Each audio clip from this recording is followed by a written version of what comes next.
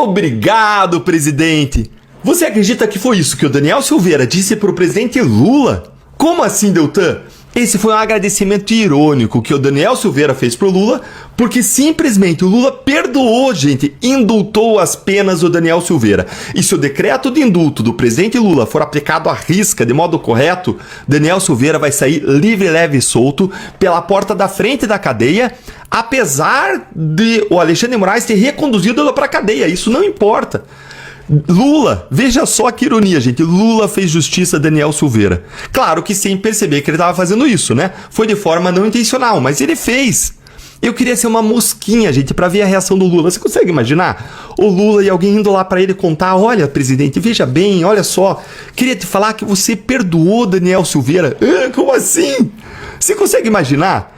Lula e o STF querendo ferrar os bolsonaristas, os manifestantes do 8 de janeiro, querendo ferrar Daniel Silveira, e aí ele perceber que pela mão dele, com a assinatura dele, ele deu um perdão que ele conseguiu que nem Bolsonaro conseguiu, que foi perdoar Daniel Silveira, porque o Bolsonaro tentou, foi lá, fez um perdão individual direcionado para o Daniel Silveira, e aí o Supremo derrubou, disse que era inconstitucional. E quando o Supremo disse isso, cá entre nós, ele violou o próprio precedente dele lá de 2018 em relação ao decreto de indulto, de perdão de Natal do Temer. Mas ok, vamos deixar isso para depois, tá? O Lula conseguiu o que nem o Bolsonaro conseguiu. E por que o do Lula não vai ser derrubado? Porque o Lula, vejam só, os petistas, a esquerda, eles têm um afã, um desejo incontrolável de colocar bandido na rua, colocar bandido nas praças públicas para correr a vida na sociedade, e eles, claro, vão aproveitar e vão praticar seus crimes. Mas nesse afã de colocar bandido solto, Lula deu um decreto de indulto tão geral, que atingiu também Daniel Silveira e acabou, nesse caso específico, fazendo uma grande justiça. E aqui não se trata de você gostar ou não do Daniel Silveira ou do que ele fez, mas de reconhecer de que enquanto de um lado tem gente querendo ferrar a direita, de outro lado Daniel Silveira foi injustiçado demais.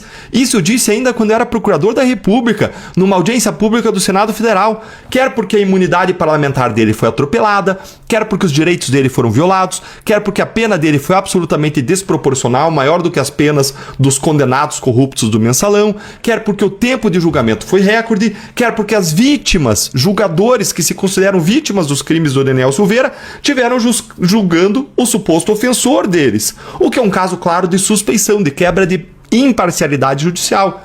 Então, se você se importa, gente, com fazer justiça diante das injustiças e abusos do STF, não tem como não gostar dessa notícia.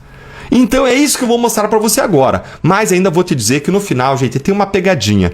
Vai olhando aí a notícia comigo, porque no final tem uma pegadinha, porque no Brasil, infelizmente, a gente sempre tem um fator insegurança jurídica, um fator Alexandre de Moraes que eu vou explicar para vocês. Agora acompanha aí comigo, ó.